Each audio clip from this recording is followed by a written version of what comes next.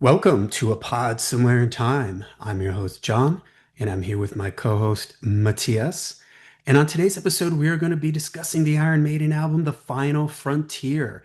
But before I get into the record, I just want to let you know you should head on over to my YouTube channel, Lair the Alchemist, because we put out a full video version of this podcast. And Matthias always shows off some rare stuff in his collection that he has. And this episode is particularly interesting because he has a couple of really cool pieces that go with this album. So make sure you head on over to there so you can see all that. So let's jump right into it. So The Final Frontier, it's Iron Maiden's 15th studio album. It was released August 13th, 2010. It's produced again by Kevin Shirley. It's the third longest album at 76 minutes and 34 seconds, and it would only be surpassed by the two albums that would follow. The artwork was done by Melvin Grant. It's the final album on EMI Records for Iron Maiden. They had a long standing relationship with EMI, but this would be their final record. Recording took place in Nassau in the Bahamas, the band returning there for the first time since the 80s. For mixing, they moved to Malibu, California. The title of the album left some fans wondering, is this the final album? Of course, we know now that it wasn't, but at the time, this was kind of a hot topic on the internet forums. Surprisingly, Iron Maiden, known for releasing a lot of singles, El Dorado was the only single released from this record, and it was released as a free download right as the tour began. It was also released in a physical form. Matthias is going to be talking about that and showing us that a little bit later. The North American leg of the tour in support of the album started in Dallas, Texas on June 9th, 2010, with a European tour beginning in Dublin on July 30th. As these dates preceded the record's release, El Dorado was the only new song played in 2010. The full album tour started in Moscow on February 11th, 2011, and would see the band visit Southeast Asia, Australia, South America, and Florida, as well as returning to Europe. The tour led to the release of a live album and video entitled In Vivo, which was released in March of 2012. Also of note, between the release of A Matter of Life and Death and The Final Frontier, a concert documentary was released titled Iron Maiden Flight 666, which followed the band on tour as they flew around on Ed Force One with Bruce piloting. It was produced by Sam Dunn and Scott McFadden of Banger Films. Banger Films also did the excellent Metal, A Headbanger's Journey. Okay, Matthias, The Final Frontier. What are your memories of this record? What are your thoughts? What were your thoughts of it then when it first came out? What are your thoughts on it now? Uh, I mean, in 2010, we had waited 4 long years for a new Iron Maiden album. 4 years. That was the longest period we have waited for an album by that time. These days, we used to wait for like decades for new material. But in these days, it was like, okay, when is this new album coming out? And of course, like you said, we had the Flight 666 going out. And what's special about it is also that it went up in cinemas, in theaters, which was like a thing to go to the cinema and see Iron Maiden on the big screen. So that was very exciting. Uh, at the time, I enjoyed the album. It's one of these albums that I'm a bit on and off about. Sometimes I think it's really good. A few times I think it's not happening, but as it is today, I think it's a good album. And actually, as we go through the titles of the songs in that discussion, there is one song that I've like totally reevaluated very recently, actually. But we'll keep that for later. So at the time, I was just like now. Huge Maiden fan. I was in the fan club. I was awaiting any news, and by this time in 2010, I had the internet, and was hooked up on forums, stuff like that. So it was very much like a communal thing on the internet as well. You start to reach out and get to know people much better than before. With I did not have social media. I can't remember when Facebook came along, but I was very late with Facebook myself. But the Maiden forum was really good in these days, the official one, the fan club one. So I was on that a lot under the name of Electric Matthew, of course, into the first Iron Maiden album, and so on. So yeah, uh, this album for me, you know, as you grow older, and Maiden being such a huge thing, huge part of my life, it's like when this came out, I was fully concentrated and invested into it. I've never really had any down periods in my interest for Iron Maiden. And by this time in 2010, I was as invested as I've ever been, but with a difference that, like I mentioned, that you sort of could follow things progress more on the internet, rumors and things. I mean, way back when you only had magazines and to follow you were sort of out of the loop a bit. But this is like modern day when it comes to everything that has to do with the internet, of course. So that made a bit of a difference. Personally, I went to, like you said, the tour. The first bit of the tour was a bit different from the second bit. They're both called like the Final Frontier Tour, World Tour, but they had like two completely, not completely, but very different set lists.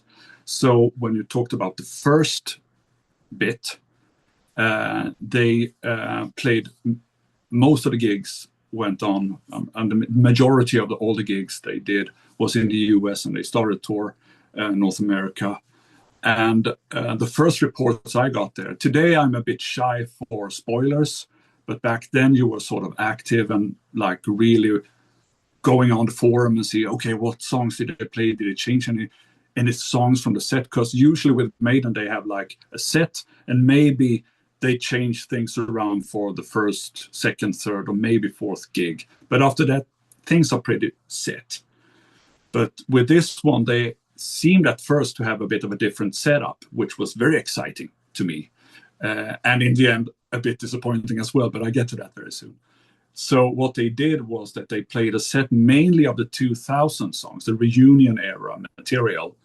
And that I thought I was all for that. They only played, at the beginning, they only played like 4 old songs, like encores and thrown in. But they also did a song like Brighter Than a Thousand Suns, like we discussed in the previous episode. They did that one in the beginning of the tour. They also did a song, perhaps my favorite reunion era song, Passchendaele, for a couple of gigs as well. So they only did this, it turned out, for the first gigs. So I think the plan was that Passchendaele and the song Dance of Death was meant to have some sort of rotating thing going. So they play every other gig, they would play the other song.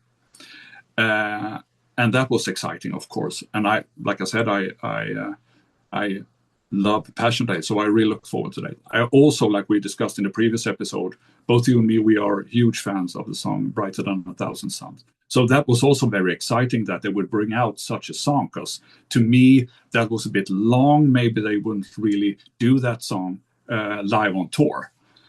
But as it turned out, they dropped Passchendaele and just played Dance of Death throughout the tour, and they dropped Brighter Than a Thousand Suns. I think they did it like 4 or 5 gigs or something, and exchanged it for what song? Rothschild. I mean, it's not a joke. Yeah, it's always their go-to, right? You get excited that, oh man, they're brighter than a thousand suns. And then they pull the ripcord on it. And of course, the old safety net, the old comforting, comfort blanket or whatever of Wrathchild, you know. Yeah. It was so disappointing. It was so disappointing. I'm laughing now, but I wasn't laughing back then. I tell you, I was Yeah. almost angry, like what the, you know. Yeah.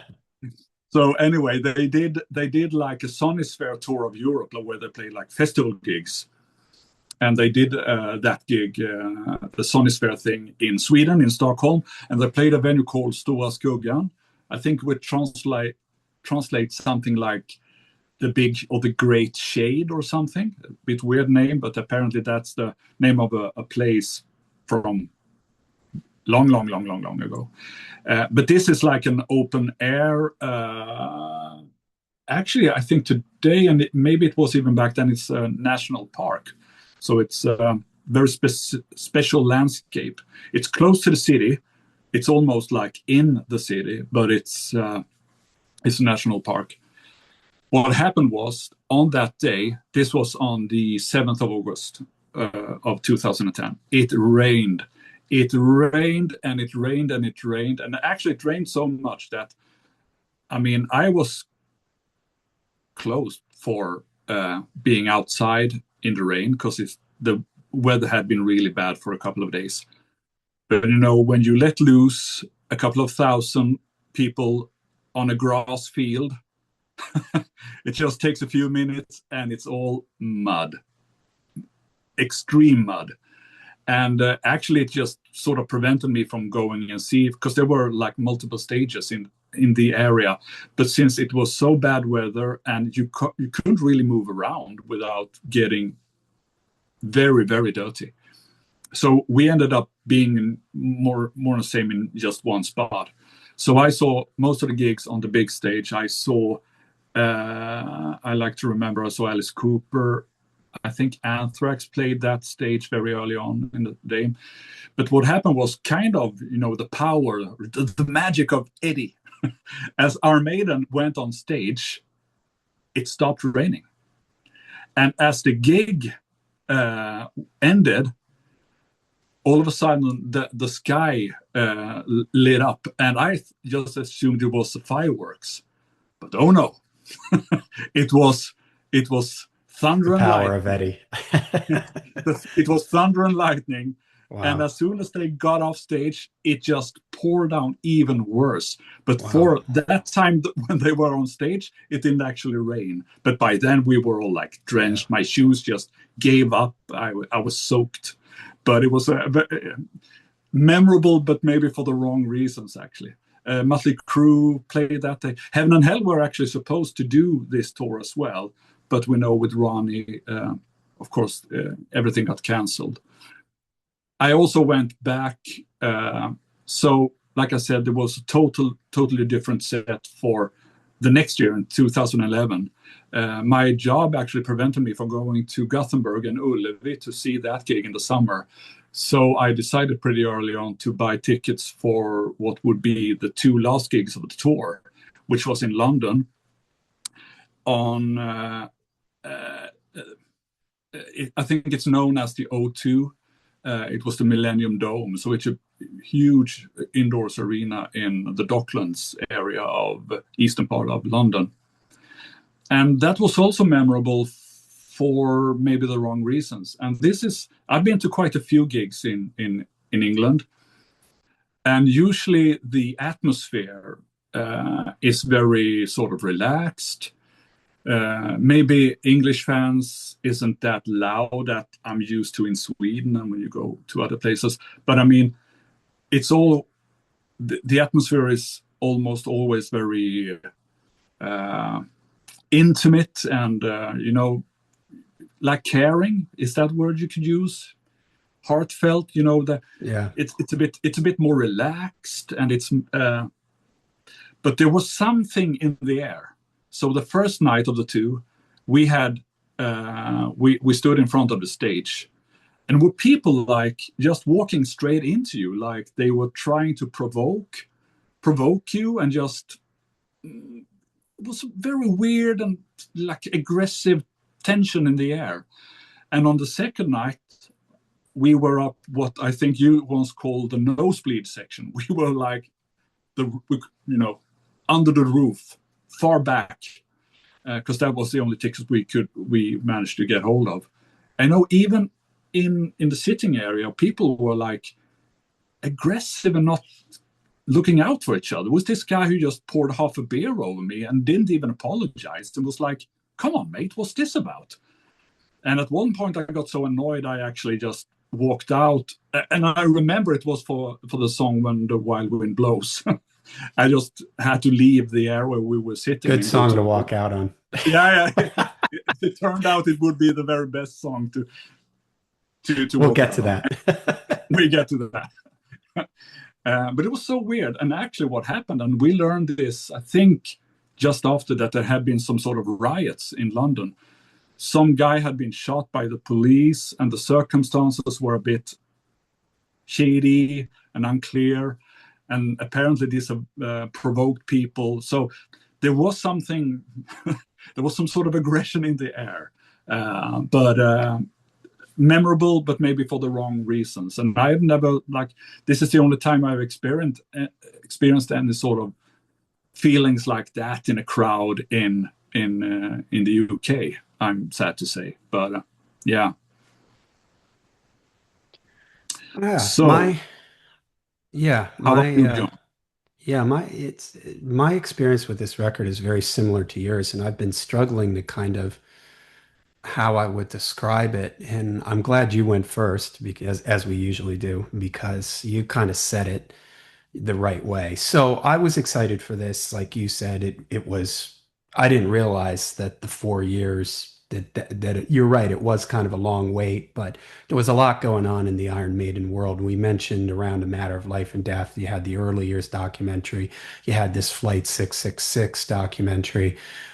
So Iron Maiden just seemed to be happening. There was, I'm also glad you mentioned the thing about the forums too, because I think Facebook was around at this point, but social media was really buzzing. So there just seemed to be a real community around Iron Maiden and just a lot of Iron Maiden talk and just kind of stuff going on. So waiting for this record, excited for it, got it the day it came out. I remember the CD came with some kind of, I bought the vinyl and the CD, and it came with some kind of poster or something that I had hanging in my garage for a while. I think it was just a picture of the guys, yeah, standing there, maybe with the album cover artwork in the background or something like that.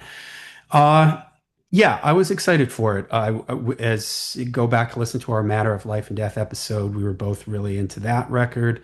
But like you said, there is a funny when I got the Final Frontier, I listened to this a lot, and it's funny. Sometimes I have certain memories of certain records, like where I did a lot of listening to them. I mentioned A Matter of Life and Death. I had the flu and just listened to that record over and over and over. Well, with this record, I always think about down the street from where I lived at the time was a park that at the time, I used to be a jogger. Not anymore, thanks to my knee. But I used to go, and this was the album that I listened to when I would run.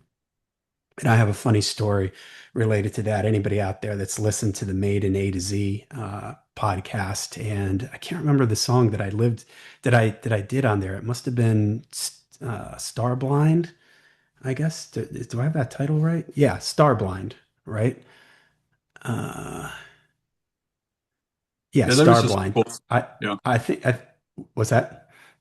Yeah, there's a song called Starblind, Yeah, yes. I just panicked for a second that I was saying the song wrong. I'm pretty sure that's the song that I did on Maiden A to Z, and there's kind of a funny story with that. If you've heard that episode, you know it, but I'll save it for when we talk about the song.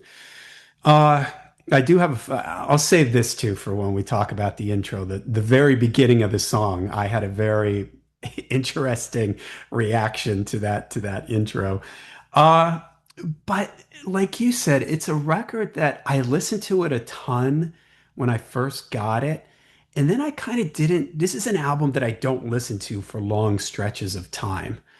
And I'll come back to it. And sometimes I feel like, wow, this is a really great record. But then at other times, I'm kind of like, this album is a little forgettable. I think after listening to it and preparing for this podcast, I'm going to land somewhere in the middle with this record. But I don't know if it's because A Matter of Life and Death, I liked that one so much. The reunion era album, Brave New World, was really exciting. So there's a lot around that. There's just something about this record that it sort of falls between the cracks for me. I don't listen to this record a ton. It's like not when I'm thinking, when I'm in the mood for reunion era Iron Maiden, this isn't the first one that I grab.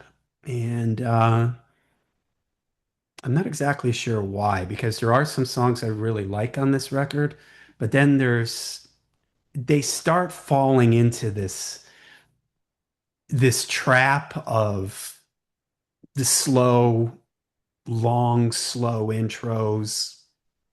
This starts to irritate me at this point.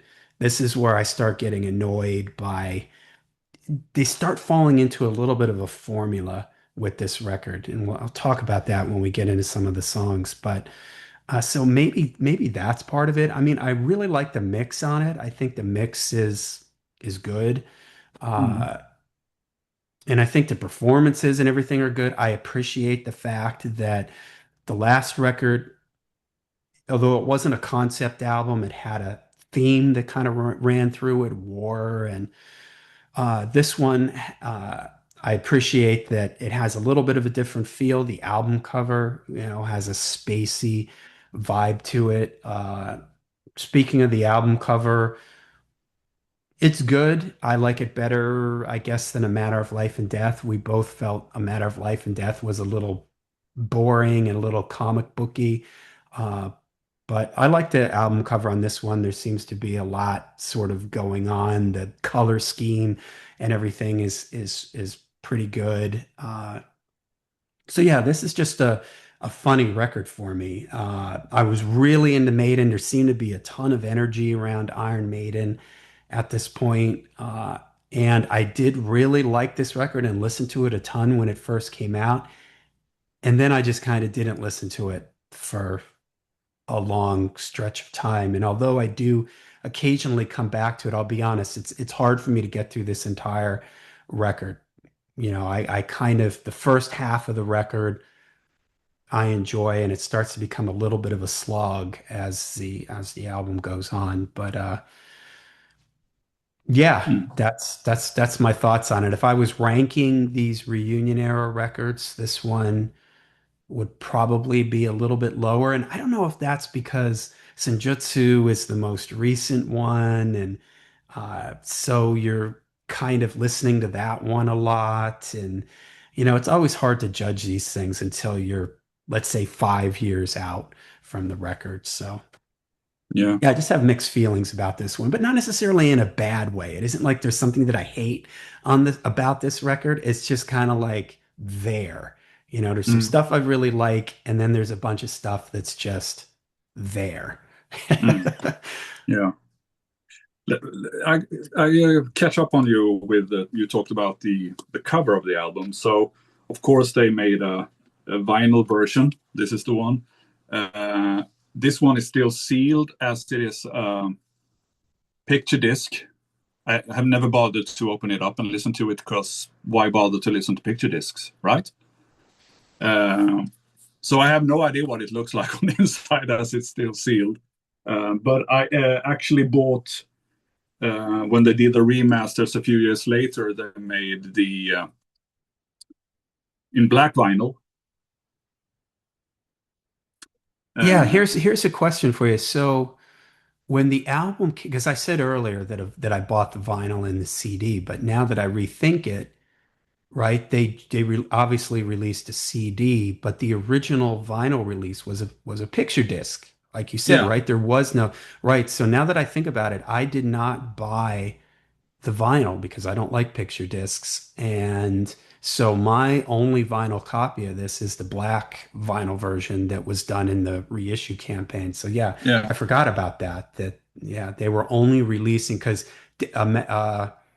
A Matter of Life and Death and Dance of Death and Brave New World, right? They were only released as picture discs on vinyl. Yeah, there was no black vinyl version of these till yeah, they did that reissue campaign. Exactly.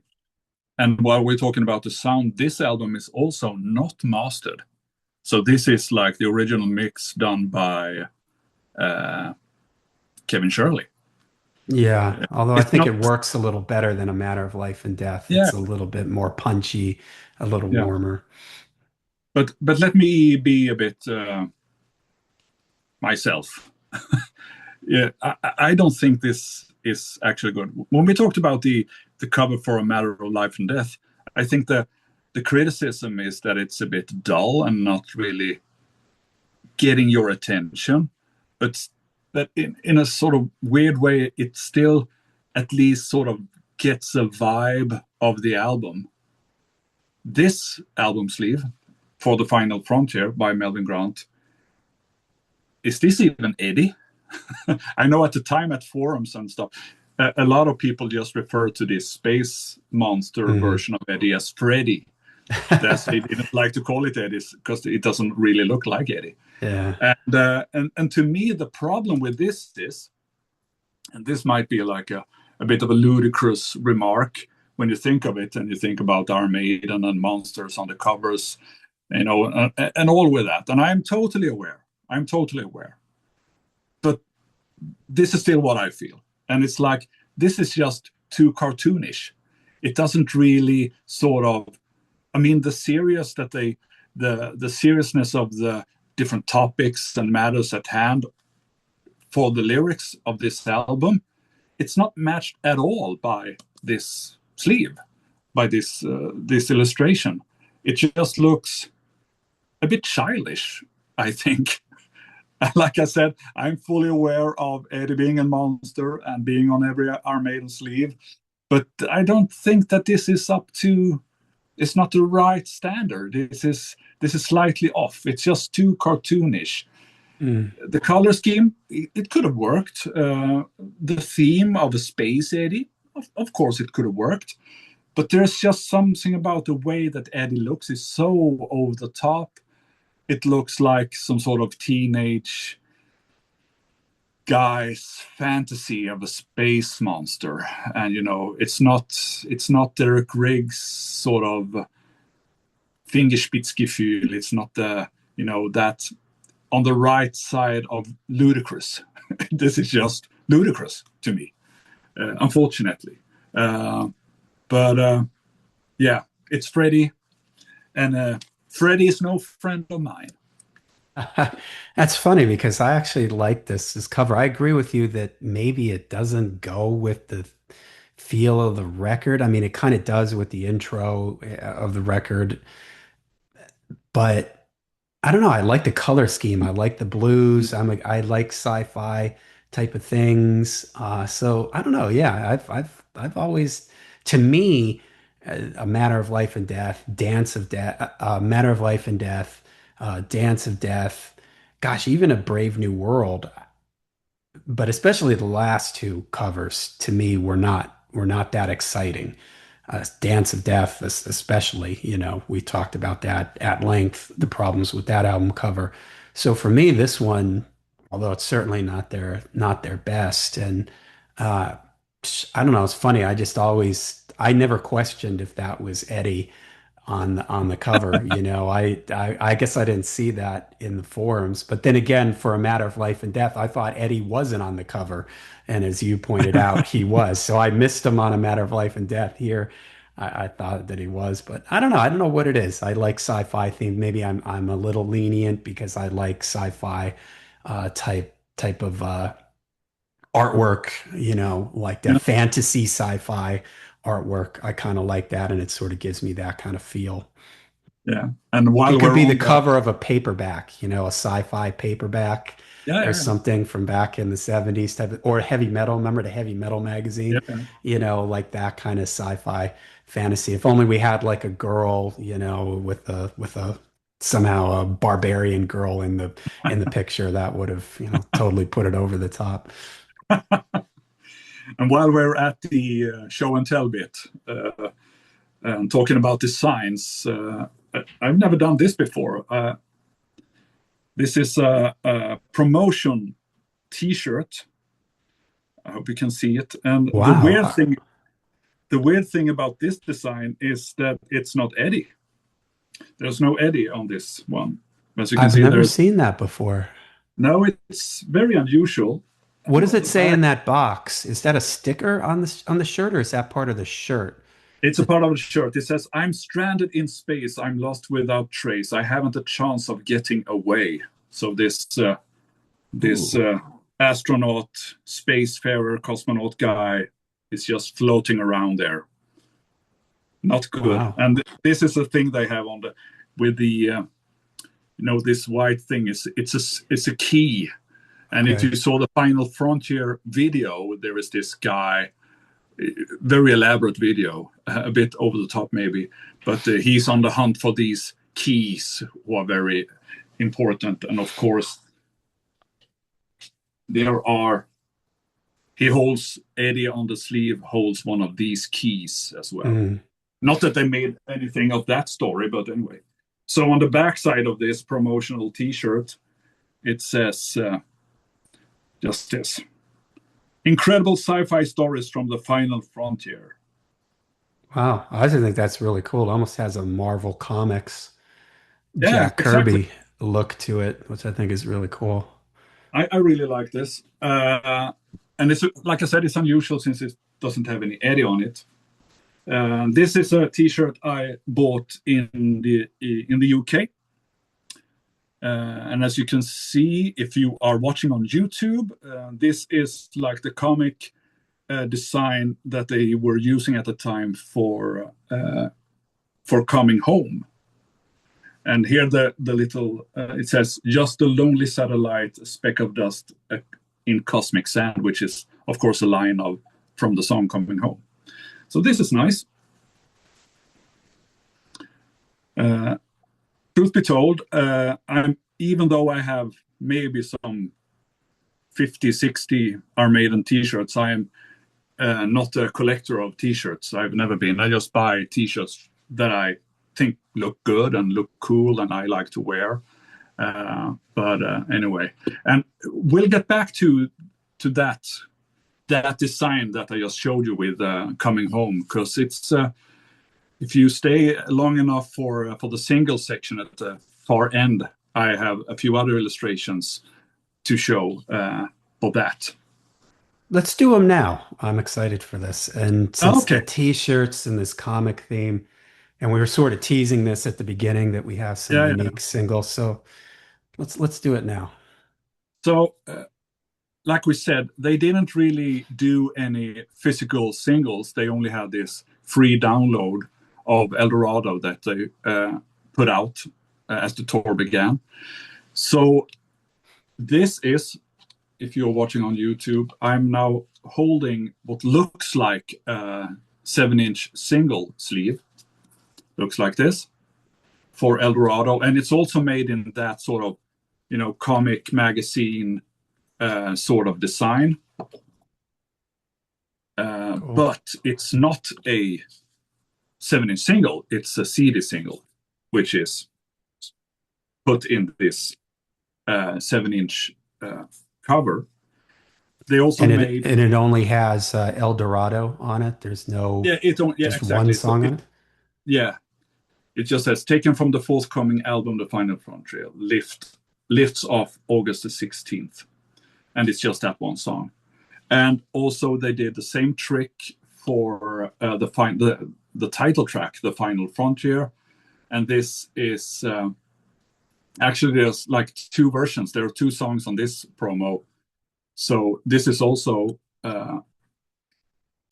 just like the one I showed you before. It's a 7-inch sleeve, but it's actually a CD So that's what in are the this. two versions that The are two on it? versions is the Final Frontier Director's Cut, which is 5 minutes long, and then there is the soundtrack to Final Frontier, which is 4:05, a bit shorter, which is from the longer version is from like the full video version that you could see. They made a video for the song Final Frontier. And Right. like I said, it's very. And here we can also see the designs with the space, the Yeah. space key Yeah. that That's very is cool. on. I think these are very, very cool. Uh, and I must say, it's the midsection. So these were promos, like I said, and to me, it's a bit stupid. If you have designs that looks this good, and like the T-shirt that I just showed for coming home, so you have like three unique designs in that style or that comic style. These are made by a guy called Anthony Dry, I think. Let me check. And the reason I know this is because I had a Christmas card from the fan club that looks like this. And on the back of this, it says illustration by Anthony Dry. And these are made in exactly the same style. So Anthony Dry made these designs uh, for these. And why didn't they put these out? And why don't they do singles anymore? I think it's just weird. I mean, they are Iron Maiden, one of the most collected bands in the world, and have been for many, many years. And for some reason, they seem to think that, well, no one is interested in singles these days. Yes, maybe so, Iron Maiden, Mr. Iron Maiden, Mhm. but your fans is the exception to that rule. This I was mean, an there are many bands. interesting time, though. If I maybe try to put myself in the headspace of 2010,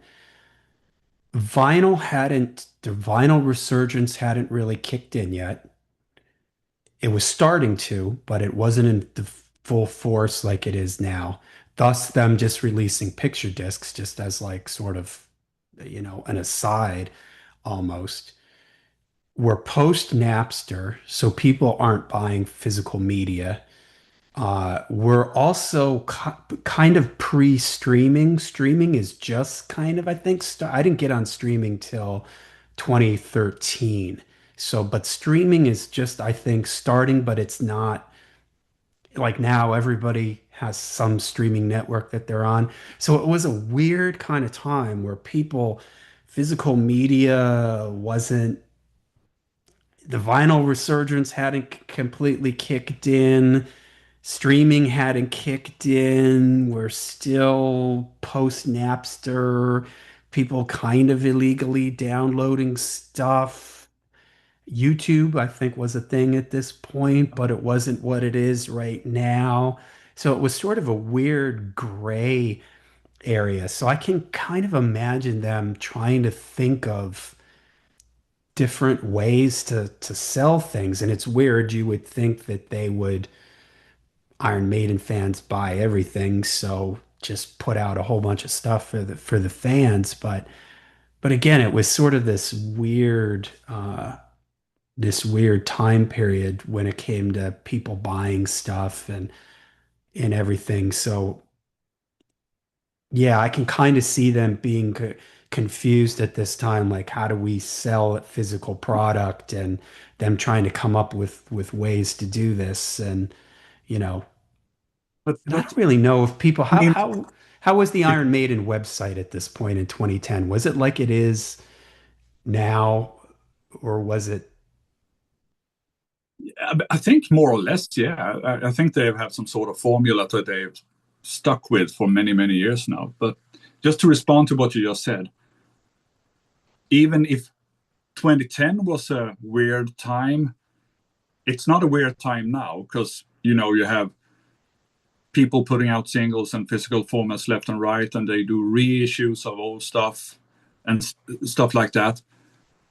But our maidens still seem to think that there's no market for it. They don't even think there's a market for DVDs.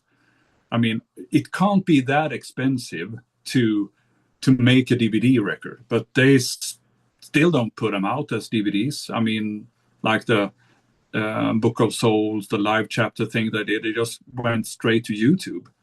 And why not make like a fan club edition in a physical format. I just don't understand this. And Pelle, my singer, the singer in Dead Kosmonaut, he met Steve, and I asked him to ask Steve about why don't you do singles anymore? And Steve was, and this was like last year, and he was like, well, it's not happening that much now, is it? So in his mind and in Rod Smallwood's mind, and I don't know whose mind, they still don't seem to think that you can sell singles, which is absolutely ludicrous. But there you go. This is the reality of our Maiden, and we just have to to accept that. But again, when you have designs like this, why don't you monetize? I want to give you my money, Mr. Iron Maiden. Yeah, please let me yeah, please let me give you your money. I even made a mock-up myself for the coming home one to put on display because I think they're so nice.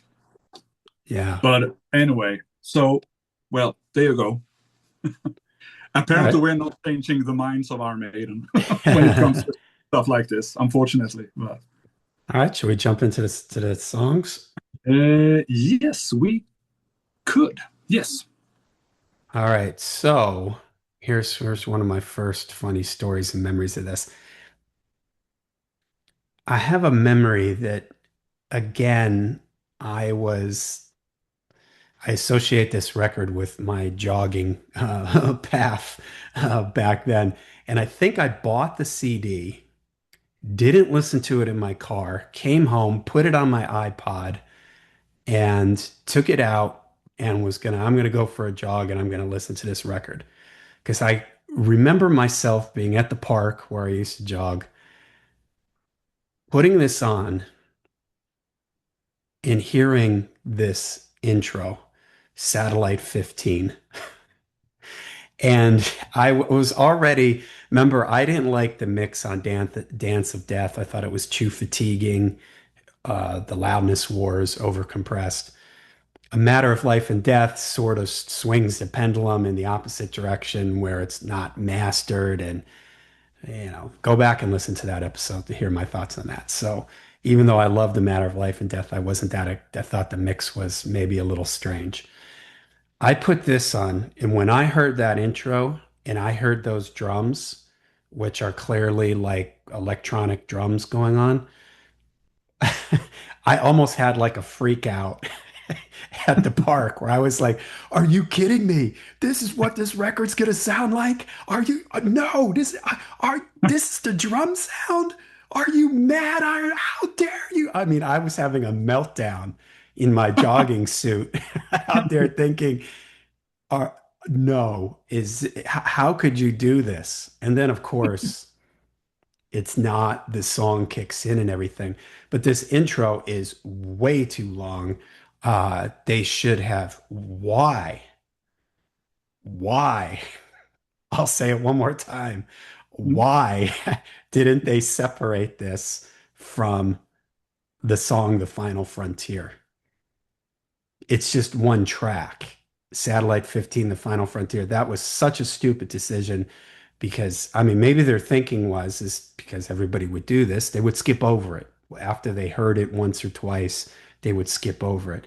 It's way too long. I'm somebody who likes atmospheric things that set a mood and everything. And this kind of does that, it's kind of cool, but it's way too long. I mean, it is 4 minutes and 30 seconds and a few other seconds, I think, just too long. It should have been separated from the title track because the title track is great.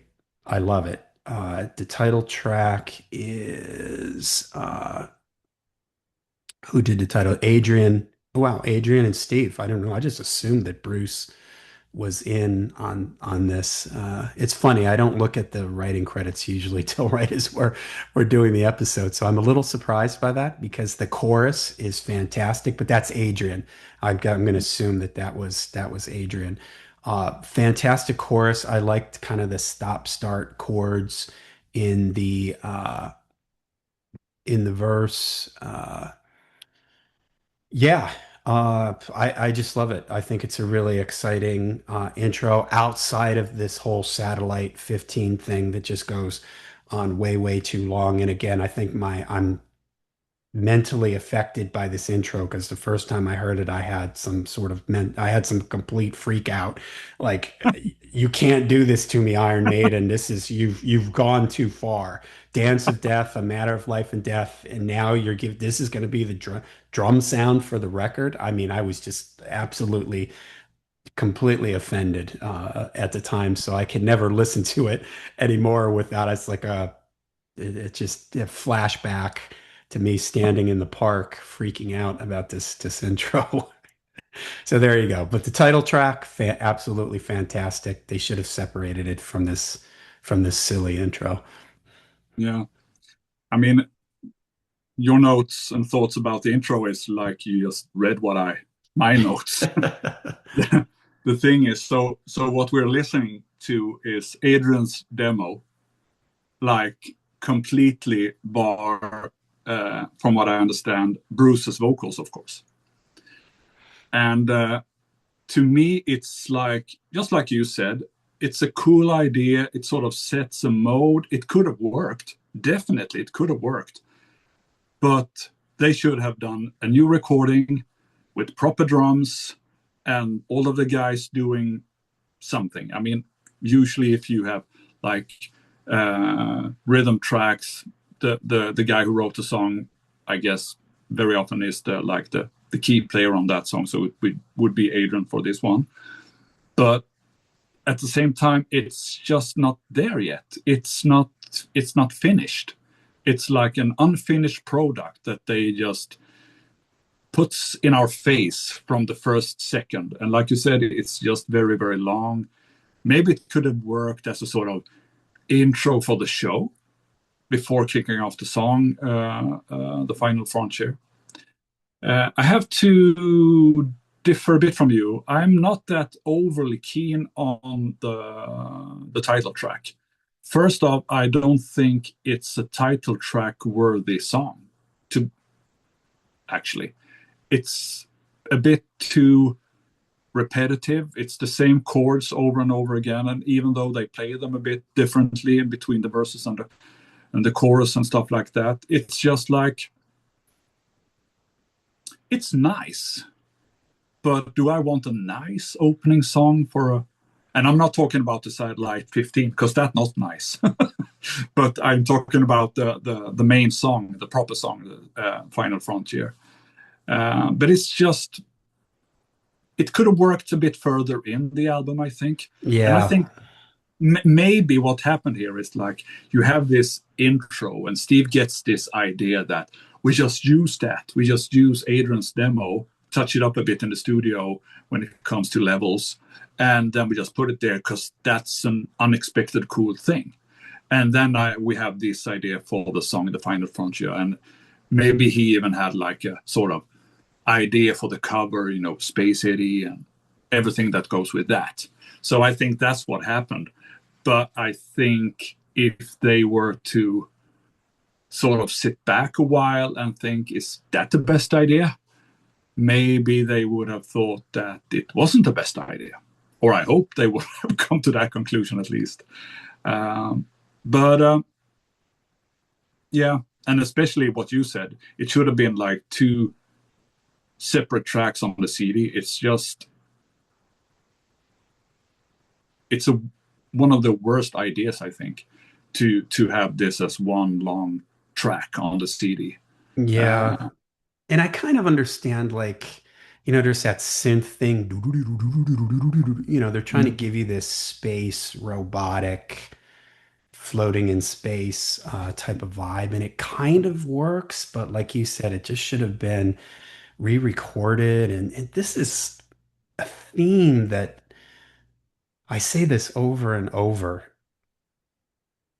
They just can't seem to self-edit themselves. And I don't know if it's Steve, like Steve gets this idea in his head, and once he's set, we're using Adrian's demo for the intro. And once he gets that in his head, nobody can move him. And the rest of the guys just go along with just easier to go along with it, type of thing. And because again, it's like as we go through these songs, there's just times where it just seems so obvious that someone would say to them, "We need to trim this down. You Mm. know, we need to edit this, or we need to rethink this arrangement or something." You know, there just seems to be this, and we've talked about this ad nauseum. I guess this is the only way for the band to function at this point is everybody gets to put their ideas in.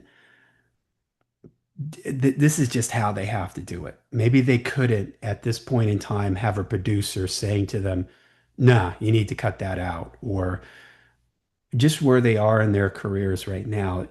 This is just the way things are done. But it just seems so obvious that somebody in the room, even if it was the person fixing the coffee machine, thinks, no. You know the scene in what's the Metallica documentary? A strange monster, some kind of monsters. I Yeah. can't remember when they're making Saint Anger, that Mm. documentary about them making, and they've got that psychiatrist with them 24/7. And there's, I don't know if you've ever seen this, the scene where they play the first song on the record for Lars's dad.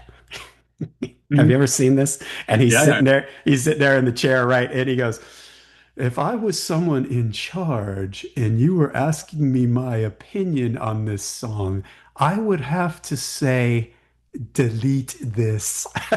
You know? And I can't help but like picture they needed Lars's dad in the room for this. You know, he should have been in the room for this. And if you were asking me, delete this. You know? That about sums it up what they should have done with this intro. Delete this. Let's move on, you know. Let's just but this is Iron Maiden at this point in time, and this is just the way things operate, and this is how you get albums that are 70, what is this album, 76 minutes long or something like that. So, all right. So, shall we move on? Yeah. Uh, sorry for anybody out there that really loves the Satellite 15 intro. Is there anybody out there that loves the Satellite 15 intro? If you are, please reach out to us. We'd like to hear from you. Yeah. Okay, El Dorado. This is what they this is something that they do during this era. These shorter kind of songs early in the record. If this was another record, this would have been the opening track. It's kind of like Different World off of A Matter of Life and Death. This one is, although it's still kind of long, 6:49. Uh,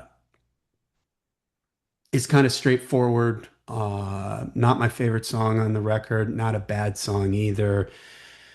Uh, I do like the guitar parts in the verse. I think it's a good chorus. Bruce really stretching his vocal range. Yeah. I like this section after the second chorus before the solos, the way it sort of modulates. There's something on this record, though, even though I said that I like Bruce kind of stretching his range here. This is a moment where it sounds like maybe Bruce's voice is a little bit, I don't want to say damaged, but that maybe he's forcing his range a little too much. It's almost like this might have been the time for Bruce to move his vocal range just down a little bit. You know, it reminds me of Ian Gillan. Deep Purple just put out a new record not that long before we recorded this. And Ian Gillan doesn't come anywhere near, he doesn't even try to do those falsetto screams and all that stuff anymore, but he's settled into a later in life Ian Gillan voice, you know, if you want to say it like that, elder Ian Gillan voice, you know. On this record, there's times where I kind of feel like maybe maybe this should have been the record where Bruce moves into his elder Bruce voice. Bruce is still an amazing singer. He hits the notes and everything, but there's a little bit of like a strain or something that I hear in his voice with some of these notes where they just sound like they're one note too high for what he's doing here. And I just kind of wish that maybe he moved into a slightly lower range of his voice or saved some of this because it happens a lot on this record where he's just really belting.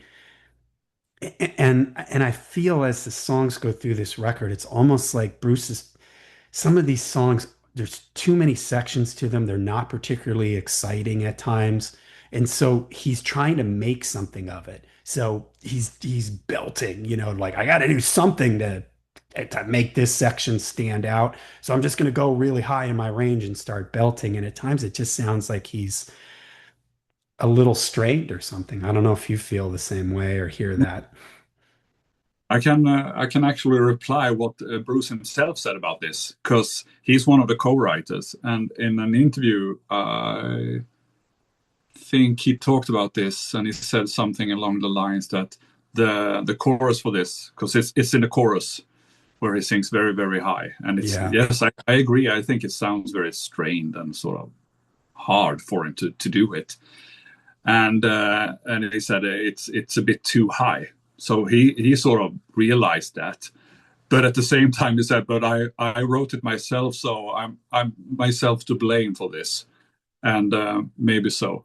This is I think this should have been the opening song for the album, and I think that it's a good one. I mean, as a Maiden fan who doesn't like these type of Maiden songs, I think it's really good. I think one of the weird things about it is that it's for a single, and I mean, Steve have commented that they sort of what is a single these days and what should we put out as a single. If a single is a song that sort of displays or shows what's to come on the album, they could have picked pretty much any song at all because that is as valid as a sort of foreshadowing the album that's to come as any song, I guess, or his that's the way he thought about it, and I think he's right in a way.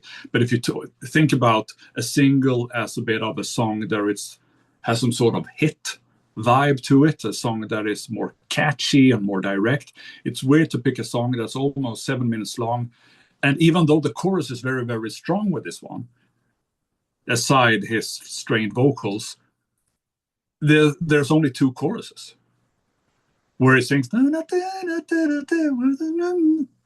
I think it's a good lyric as well. I think it's engaging.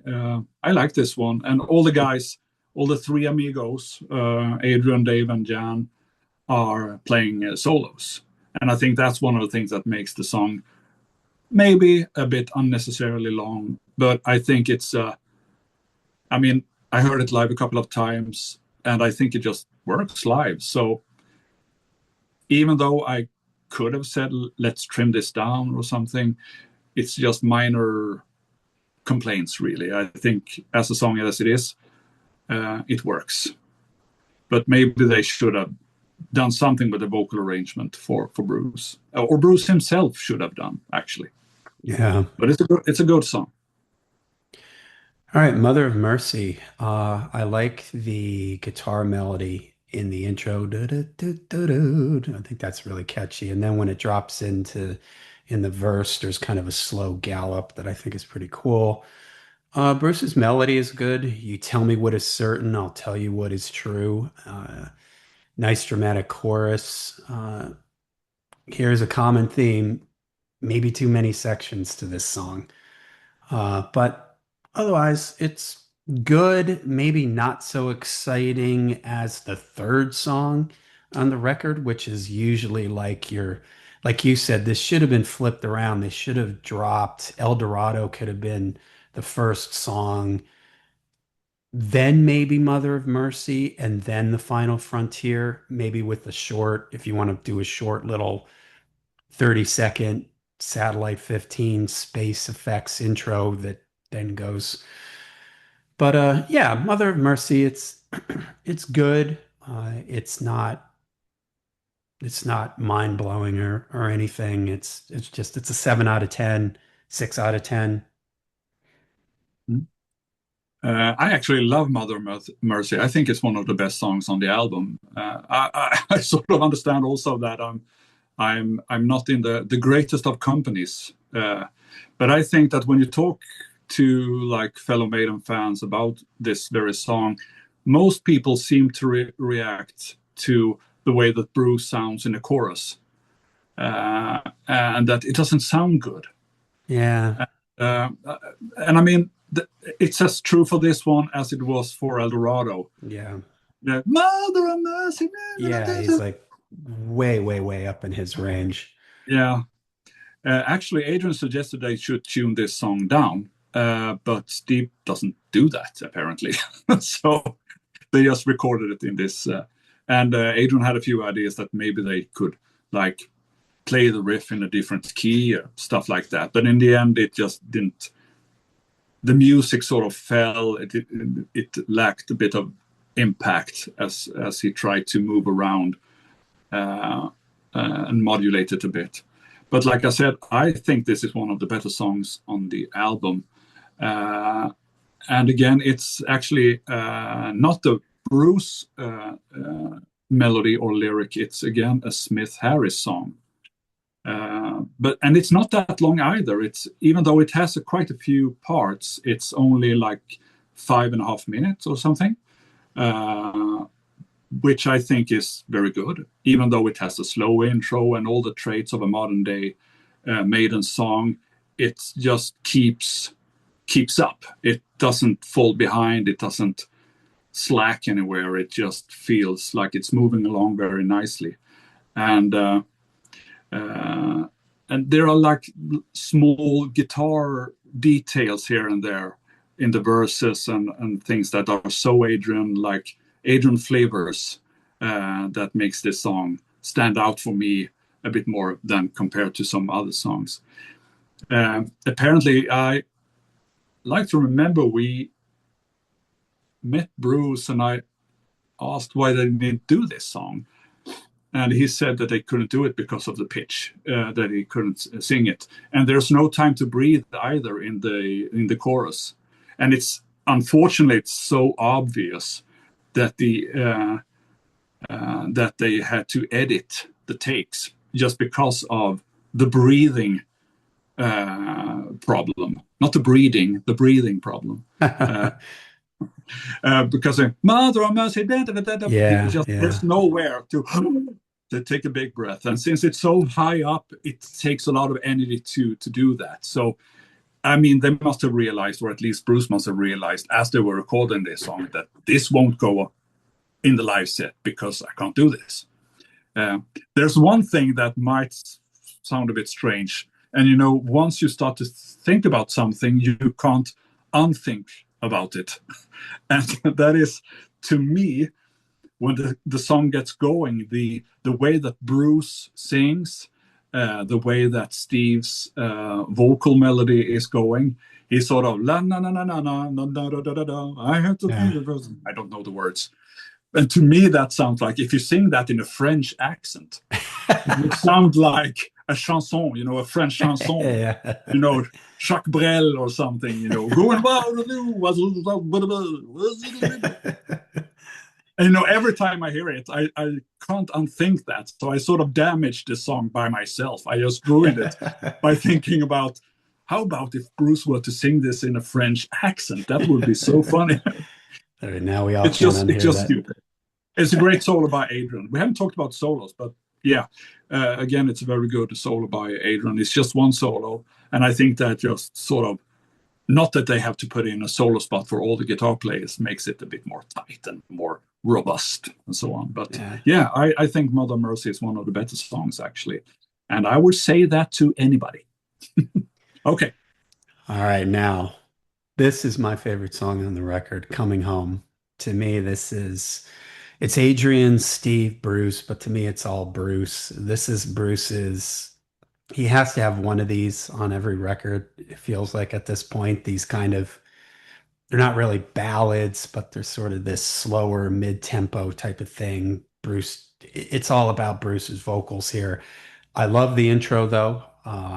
I love the way the verses kind of come down and dynamic and the way Bruce is singing and that almost speaking, kind of whispering, kind of quiet voice. And then it just builds in intensity and the chorus is just so catchy. And this one sits perfectly in his range. And it's just the verses, he's in one part of his range. The bridge before the chorus, he moves up, and then the chorus, he moves up a little bit more, but it doesn't sound like he's at the top of his range. It's just in this really nice, comfortable zone for him.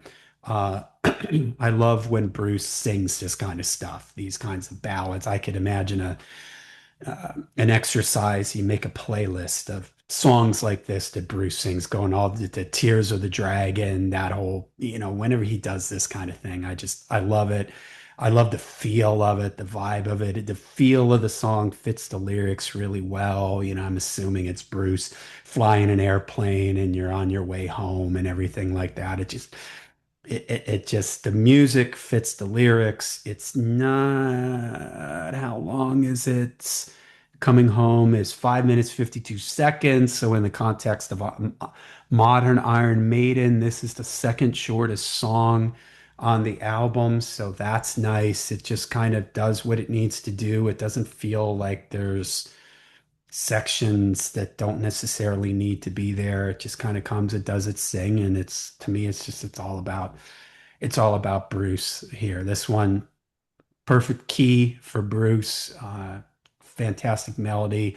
I just love the feel of it, of the whole song and the lyrics and Bruce's performance. The acoustic guitars in the verse, the clean guitars. I don't know if they're acoustic guitars, but clean guitars. Love it. Favorite song on this record by Yeah. far. I mean, we never discussed these things beforehand. We just sort of surprise each other with our opinions here. But I was dead sure that this was your favorite song of this album. Yeah, because I love when Bruce does Yeah, yeah, this. yeah, To me, this is absolutely. Bruce's fastball. This is Bruce's, his ace. He does this so well. And I'm Yeah, glad that pretty much on every record you get Bruce doing something like this. I would love to see Bruce. I've said this before, like Iron Maiden or Bruce going out with an orchestra behind him.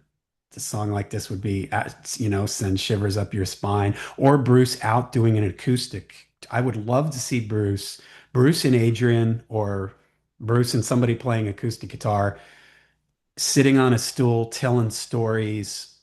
And then, he's telling a story and goes, and this song is called Coming Home, and the guy starts playing the acoustic guitar and it's like, shivers up the spine. I would love that. mm. So yeah, you read me on this one. You knew this was Yeah, yeah, coming. yeah. I also love this song. I think "Coming Home" is one of the better songs on the album. I almost said, of course, but this is a thing that when I first heard this song, this was one of the songs that just popped out. So from the first listenings, "Coming Home" was the song that was like, that's a strong song, that's a good song. And in my head, I thought that this were to be like the new Blood Brothers. That I think that when they get on stage and do "Coming Home" and people will just go, emotional Yeah, about it. And this yeah, will be like a mainstay in the Maiden set for years to come. yeah, But apparently, I don't know Maiden fans because there doesn't seem to be that much love for the song "Coming Home." And I think they sort of picked up on that since they have never returned to the song ever, which is a huge surprise to me, I would say. "Coming Home" is it's an obvious single. Again, they could have released this as a single. They could have done like you know, with the theme of the airplane, and there's so many lines in the lyrics that I think are really cool. There's one line where it sings about the earthbound tribes, which is really, really good.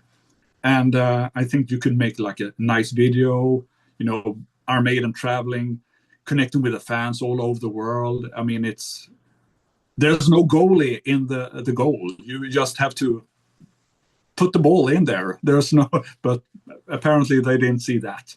Um, I also want to praise Nico McBrain's drumming on this one. If you can talk, I think I've used the phrase before that he has some sort of fluid melodic kind of drumming. And on this one, his drumming is so emotional and it's very in tune with the song. I mean, just imagine an ordinary drummer playing just straight all over this song with no fills, just keeping the tempo.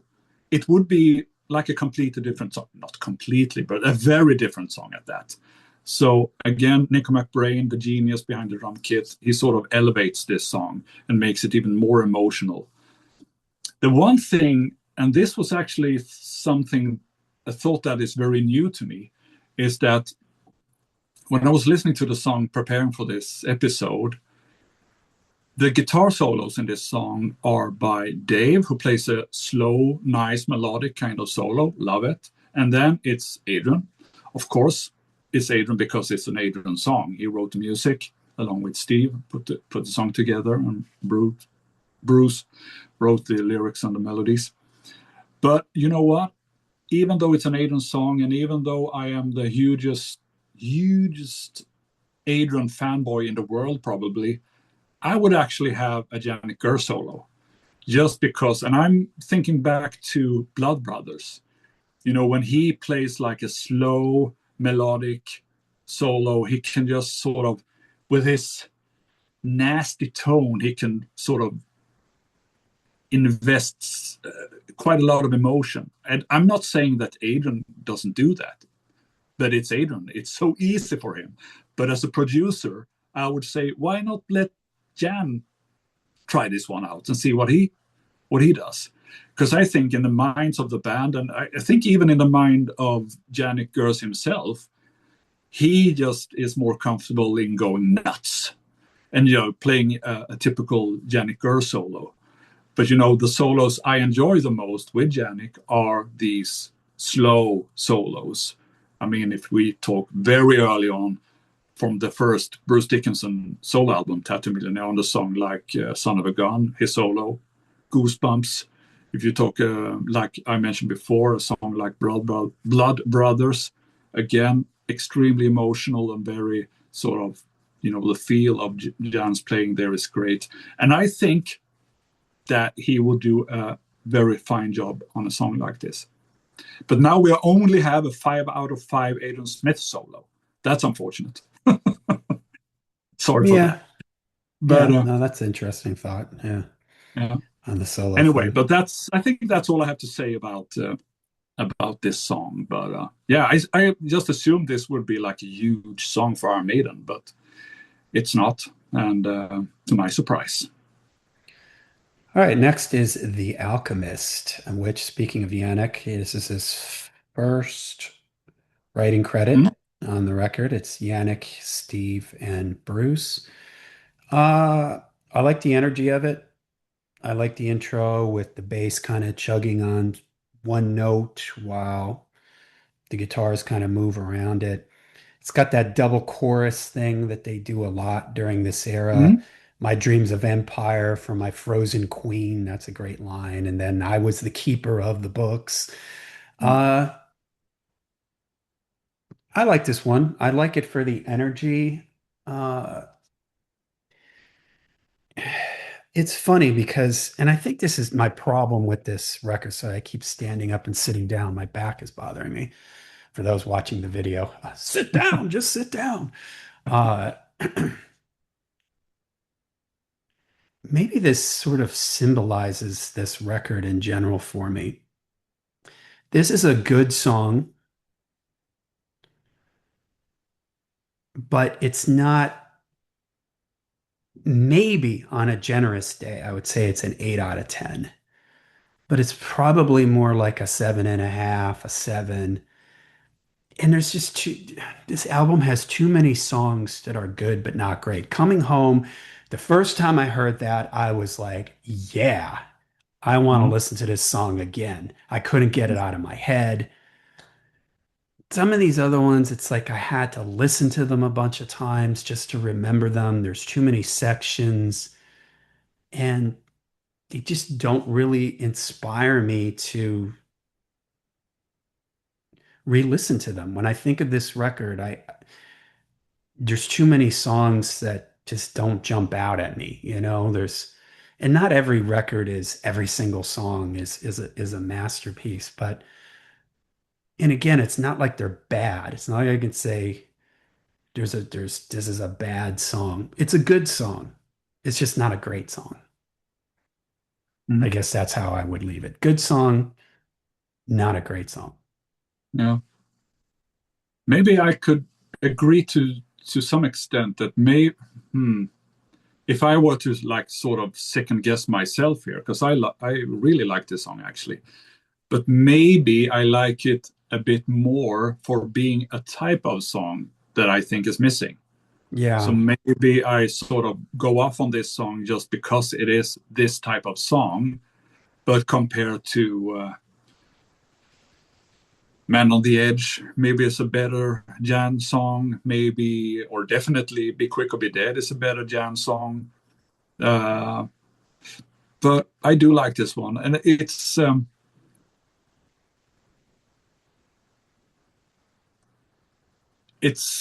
almost like, is this what Jan does? So usually they sort of assemble something. Steve and him work on Janik's ideas, and maybe it will be like a really long song, like Dance of Death, or like later on this album, The Talisman. But I think this is so obvious, Jan. It's just like I have hard to imagine that they have done much to his ideas. They just play his demo more or less. So according to interviews, Steve sort of wrote the melodies, and then Bruce wrote a lyric to Steve's melodies. To me, that sounds like a bit weird way to work, but it's not the first time and probably not the last time that they've done something like that. The working title, or if you say the original title for this song, was actually The House of Dr. D. And they're singing about this. I Mhm. think there's, my name is D, and this is my house, the line.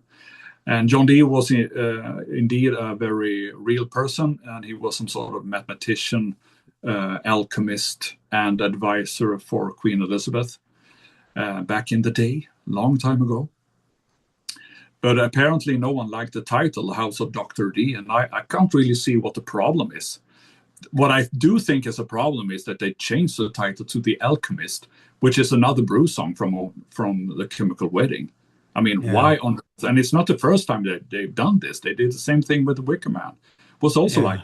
Was also a solo song by Bruce, and then he sort of you reuses his own ideas. It just feel a bit weird and poor. Why do that? They could have come up with something else if they didn't were so dead sure not to use the title House of Dr. D. But they didn't do this one live, which is a huge surprise to me. I don't understand why, because it's like a song that is just a total live track to my ears. But I don't know. Apparently, they didn't think so. And it's a bit weird also because, I mean, later Day Maiden, they often do a lot of songs. And on this tour, I say only quote unquote, did 5 songs off the album, which is, if you compare it to most other bands, they rarely do that many songs. But this one wasn't one of these songs. But I would like to hear it live. Uh, I like The Alchemist. Wrong title. Should have been another title. But anyway. Yeah, I shouldn't have. I like The Alchemist better than the next few songs. The next song. Okay, let's move on to the next song, Isle of Mm. Avalon. This is to me where intro is good and it works setting a mood, but it goes on too long. Once it kicks in, this is a song that to me is like classic reunion era Iron Maiden. For all the good things and the not so good things. And here's where I struggle with this era of the band. The sections are good. The different sections of the songs are all good, but it always feels to me like there's just too many of them. Mm, That they should have taken one of these sections and one of the sections out of another song and just made another song altogether. mm, You just have too many changing. It's just too much. And I guess with The Alchemist, I'm glad you said, "Do I like this song for?"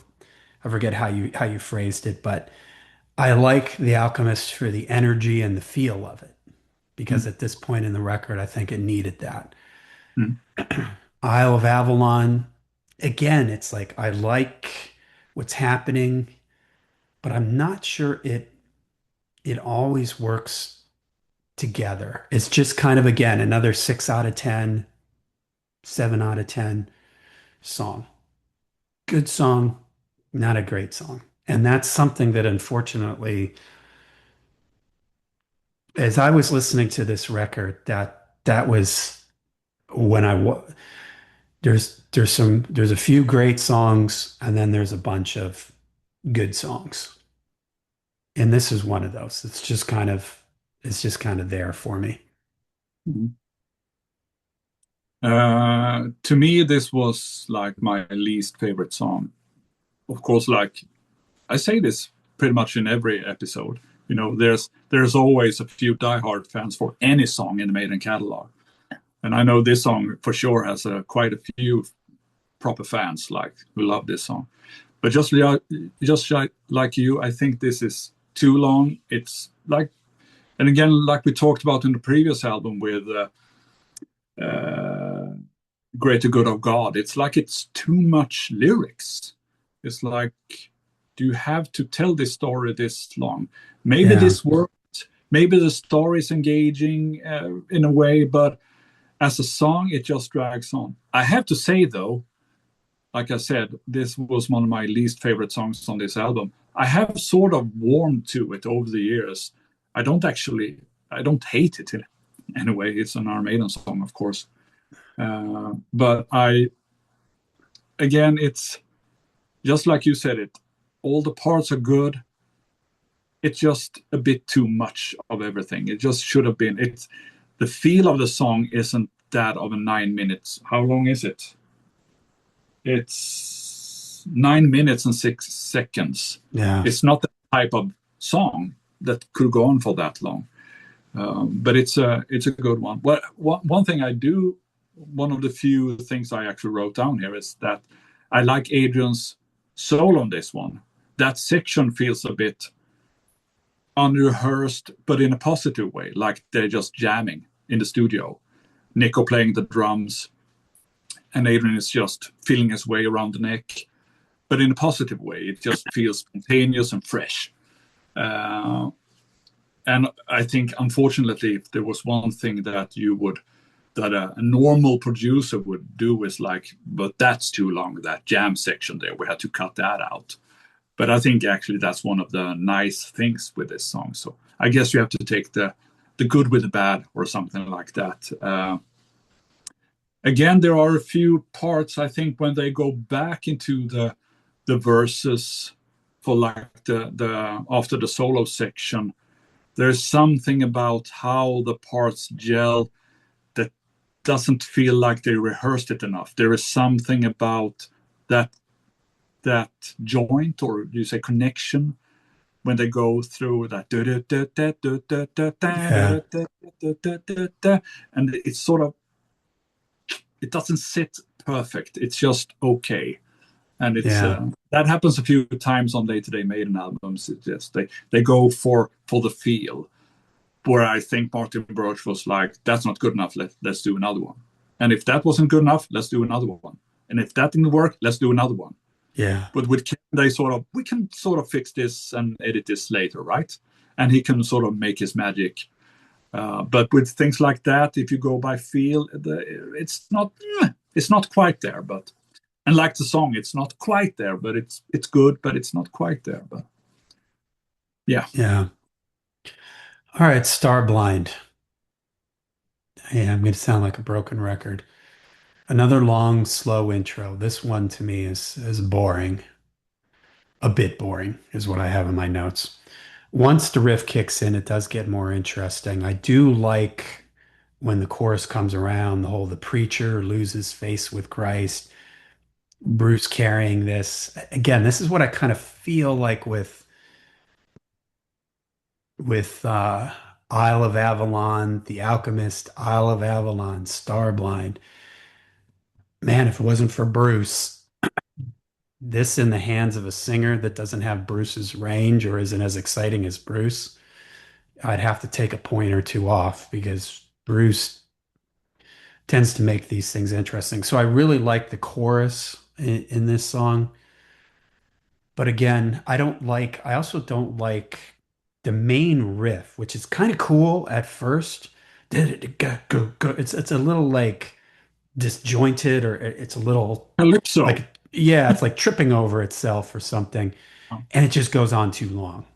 So when we do get to that chorus, the preacher loses, it's like, oh God, thank goodness. And then it starts up again, and you're like, ugh, you're kind of like on the edge of your seat or something. It's like the riff it feels like an odd meter riff, and it isn't, you know, it just has this weird, like kind of feel to it or something that just isn't particularly comfortable. And it would be fine if it was used sparingly, but it just goes on. Again, the whole theme of, you'll hear me say this over and over again, it just goes on too long. And that's the same thing here. How long is this song? Starblind is a Smith Harris Dickinson 748. I mean, and at this point, a song that's 748 feels like it's short, you know, after some of them and the ones that are coming up after this. But yet again, not a bad song, not a great song. Mhm. This is actually one of the songs that I liked more from the beginning, but have sort of drifted away a bit from. I think it also suffers from coming right after Isle of Avalon. That these two long songs, and we have the Talisman, but Talisman is another thing. We'll get to that. But Starblind, I sort of it's also what I just talked about with Isle of Avalon is that there are a few parts and the connections in between that isn't actually rehearsed enough. It's like it doesn't gel as good as you would like to things to gel on a Maiden record. Yeah, I do like the and that sort of what you call yeah, disjointed feel. I sort of like that, but again, it's a lot of lyrics, and it's a Bruce lyric, Smith Harris Dickinson. I don't have that many notes about this song, but it's um, yeah, I know this song has a few really diehard fans, like people who absolutely love Starblind. really. And I was one of them from the first. I was hoping that they would do this one live. But today, it sort of faded a bit for me. I still prefer this over Isle of Avalon, I must say. And I think that the individual parts of Starblind is better than the individual parts of Isle of Avalon. But Starblind is a really good song. I think all the players have good solos in this one too, Adrian, Jan, and Dave in that order. But again, it's sort of if they rehearse this like properly rehearsed it, maybe they would change a few things around. But again, it's just a lot of lyrics. But this time, it's not Steve to blame. It's actually Bruce. Maybe he had something on his mind and wanted to talk about this at length. Yeah. All right, the Talisman. Well, I mentioned Mhm. at the beginning that I have funny memories around this record, and Yeah, one please of share. them, yeah, I'm pretty sure it was during this song. If it was during this, it was during Starblind. And this sort of lines up with about where this would be in the record and where I would be in my jogging uh, path where I used to run at this park. So this park had a paved sort of path that you ran around.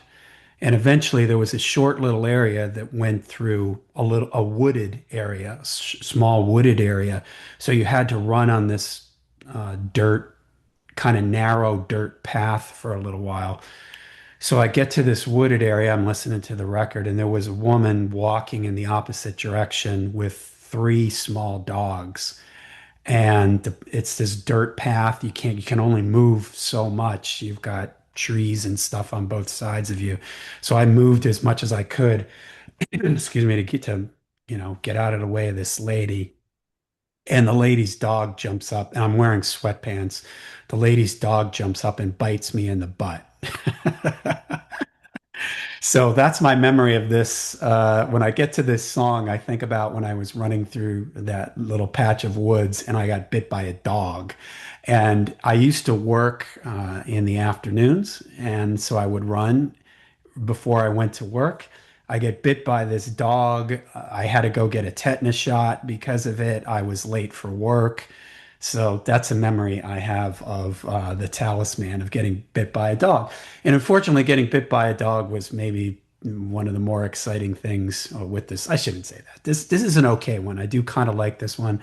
I like this one for the nautical themed lyrics. That's I always like that kind of ship out on the ocean type of lyric stuff. But here's my notes here. And you guessed it, another slow, long intro. Like the other ones, picks up energy when the verse kicks in, but it takes way too long to get there. And here's another thing I put in my notes. It's starting to become a tiring formula at this point. But Bruce's melodies are good. I like the spirits, sails, they drive us on. The guitar solos are good in this one. I think they're melodic and I like them. There's just too many sections. And again, here's a theme. You're sort of what you were saying right there is in the last song. Too many sections, and some of these sections just feel like they're forced into the song.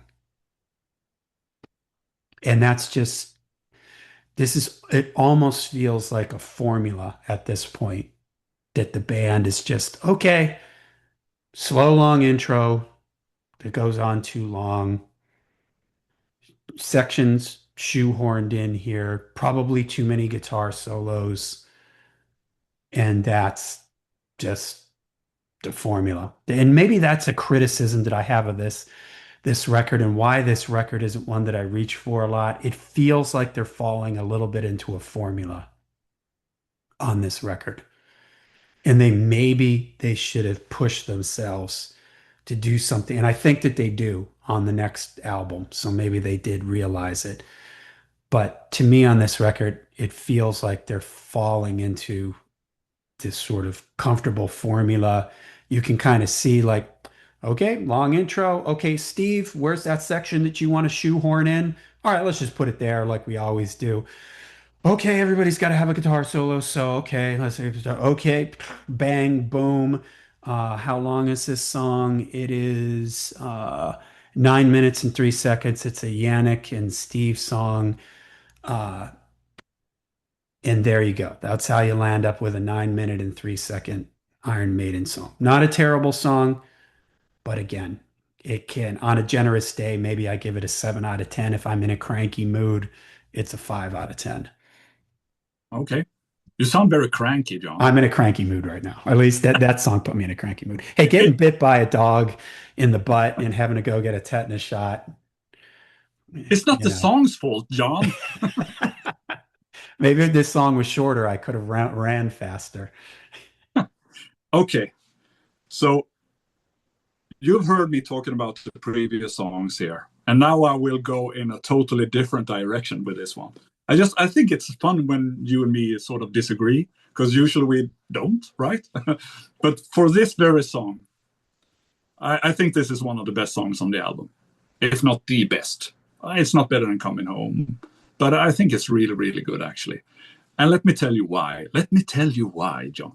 The thing is that to me, even though it's 9 minutes long, I think it doesn't outstay its welcome because, and maybe this is my Iron Maiden brain trying to deal with all these long, slow intros. But I think my case is pretty strong with this one because the intro bit for this one is more like a different song. It's like a part one, And when the rest of the band gets going, it's you're into part two. So this could have like different index numbers as well. It would Talisman part one and followed by the Talisman part two. Uh, and when I think about it that way, it sort of makes a bit more better sense, makes more sense because of the storytelling nature of the lyrics of the song. It's like, sit down with me here, let me tell you this story. It's a bit the same like you have more literally with the song Dance of Death, which is also a long song, which also starts off with, someone, let me tell you a story that will chill your bones and blah, blah, blah. And I think the setup is very similar to this one. And I actually think the Talisman is a better song than Dance of Death. And you were talking about the guitar solos. Actually, there's just one guitar solo, and that's Jenny Gers himself playing there. So there's not like long sections because of that. Again, my previous criticisms have been like, there's too many words, too many verses. But for this, it just feels like as the song gets moving along and they're out on the open sea, as the lyrics is about a boat trip, to put it mildly. I think it just adds to the story. It's not as good as Rime of the Ancient Mariner. Hell no. But it's still interesting enough to sort of earn its length. And this is a funny detour, but I think it's quite interesting. When Steve Harris sold, or at least tried to sell his home outside of London, you could, of course, as anyone being interested in buying his property, go online and see photos of the house.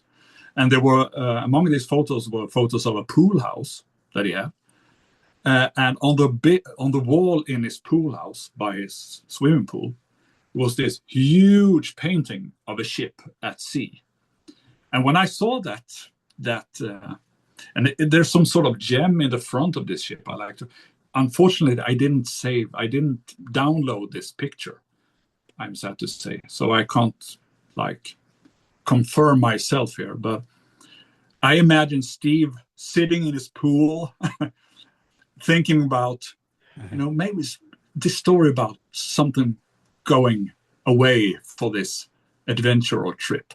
And I mean, the tale is very grim. It doesn't end well, I have to say. Spoiler alert, too late. Another fun thing is, as a fan club member back in the day, they reached out to fan club members, and you like to ask next time we ask Yannick Gers stuff. So I submitted a question I had for Yannick, and I will read this to you now. So this is from Fan Club magazine number 98 that came out in 2011. And I was actually thinking about this very song. That's why I'm reading this to you now about the Talisman. So here goes. Would you ever consider doing an all-acoustic album, or maybe write an all-acoustic song for Maiden instead of just an intro like you've done so far? I read that you are a fan of Nick Drake, and many of the songs you have done for Maiden often have great acoustic stuff in them. You certainly seem to have a talent for that sort of stuff. I, for one, would love to hear more of that. So what did Yannick Gers answer me? He said, yeah, I quite like acoustic stuff. I like a lot of folk music and stuff like Nick Drake. I think he's done some amazing work. I love the different tuning he does, and I think he's got a beautiful, wistful voice. I must admit my heart is set in edgy, aggressive music, but with something like the blues, I can play it, and some people say I can play it really well, but I couldn't play it all night. I need the raw power and mad aggression. I'm looking for something different in music. I like to grab something out of the air that's edgy and way out there. But acoustic stuff is great, and I like to use that to bring everything down and then get into the more powerful stuff. So, Interesting. Good, nice, yeah. interesting answer. So he, Good in his way question. of what? I just said good question, and he had a good answer. He had a good answer, yeah. And I mean, a lot of Janik stuff is sort of like the one we were talking about, The Alchemist. But he also had like great acoustic stuff for songs we have talked about and songs we will talk about in the future. Um, but I do think The Talisman is a good one. And did we say it's a Janik Gers and Steve Harris song? So it's Steve's vocal melodies and lyrics for this one. But again, yeah, I might contradict myself a bit here, but I do like The Talisman a lot. And I think for the reasons I just, for the evidence I put before you, I Yeah. think I made my case. I think I would have liked this song better if it was earlier in the record. When you're listening to Mm, this record from top to bottom, where it's sitting right now is it's fatiguing. These long intros, long songs, lots of sections, and then you get to this one that also has that going on. If this was early, if this was like the last song on side one, uh, I think if I listened to this in isolation, I might feel better about it. But putting my notes together, listening to this from top to bottom, I mean, we're probably 50 minutes into this record at yeah. this point, 50, 60 minutes into it. I really think that that also affects, how I feel about it. Because there's things I do like about the song, but again, I'm as I mentioned in the previous song, it's starting to feel like a formula because of the songs that precede the Talisman. I think it sort of affects the way I feel about it. So, But if you all think right, about it the way that I presented it, that the intro is actually like a different yeah, song. It's another part of the story, so to say. yeah, that would have made a difference too if they had titled the intro as something different, used the brackets, Roman numerals, whatever, part one, part two type of thing. That might have made a difference too. Yeah. But Yeah. all right, The Man Who Would Be King. This is a Dave and Steve song. I don't like this. I don't like this melody that Bruce is kind of locked. It's almost like he's locked into this melody. The guitar is playing the melody and Bruce is singing along with the melody, and it's just this kind of repetitive melody that just goes on and on and on. And I put in my notes here, Bruce is unable to make up for it. Like in some of the other ones, he's able to go up high in his range and do all this dramatic stuff to kind of add some interest, but this just doesn't, I don't like this melody, and I think it's boring, and uh this halftime section seems out of place. The guitar solos don't do anything for me. At this length of an album, this just should have been dropped. I can't even really remember this song. I don't even I remember that melody. I don't like that melody. I hate the way feels like he's stuck and locked into the melody because the guitar is playing the melody and he's stuck sort of having to sing this sort of blocky melody. So I don't like this one. And at this point in the record, I'm pretty much, I'll be honest, I'm tapped out at this point in the record. It's just too fatiguing. We're probably an hour into it at this point, and it's not keeping my interest.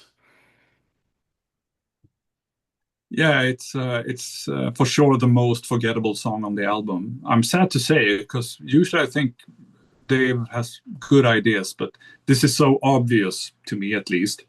Actually, I don't know anything about the background to this song. I can't recall reading interviews or comments where Steve or Dave or anyone talking about this song. Uh, but to my ears, it just sounds very much like a Steve assembles Dave's idea type of song.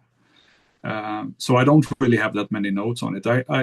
I think it's a unusual and a nice touch with the backward Jimi Hendrix kind of type solo in the middle there, and there is a harmony part that comes in right after the backward solo that I think is really good. But apart from that, it's very forgettable.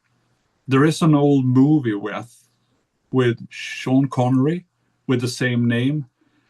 I haven't seen that film. Maybe the lyrics is based on that film, but I don't know. As I said, I can't recall reading any interviews or comments by Steve about this very song. But no, no, maybe it's not album worthy material, unfortunately.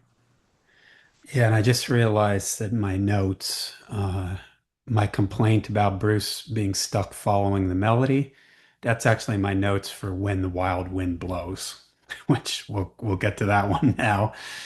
So I don't even, The Man Who Would Be King, I can't even remember what Bruce is singing in there. I just put that it feels forced and Bruce is unable to make up for it with his melodies, with the melodies in this song.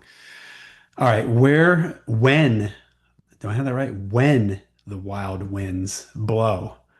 Yes, when the wild wind blows. I hate that title. It sounds like some C-rate country western movie. This is the only Soul Steve writing credit on here? Yeah, Uh, I was absolutely shocked that I remember going on a forum and hearing people talking about this song and saying things like, it's the modern, uh, uh, for whom the, not for whom the bell tolls. My God, I just had a total, brain blank. Last song on Number of the Beast. Hallowed be thy name. Hallowed be thy name. What the heck? My brain just went blank. This is the modern hallowed be thy name. What? I I do not like this song. It is, and they played this live too. I mean, Yeah, there and you talk about there's a Maiden fan. There's a song for every Maiden fan. Well, I guess this is one of them, and I can't believe I was absolutely shocked that there's people that think this is like putting it in the category of Hallowed Be Thy Name and Rhyme of the Ancient Mariner and Phantom of the Opera. Like, or even Fear of the Dark, which I'm not a big fan of Fear of the Dark, but I like Fear of the Dark better than this. I do oh not yeah, like this song. I mentioned that I screwed up my notes here. I hate the verse melody in this song. I hate the way the guitar plays and the vocals are locked in and have to follow it. It's a boring melody. It's awkward. It's stiff. It goes on, if in my notes here, it goes on, of course, way too long. And then it just continues with the same, like, then the chords come in, but the chords are the same. It just doesn't go anywhere.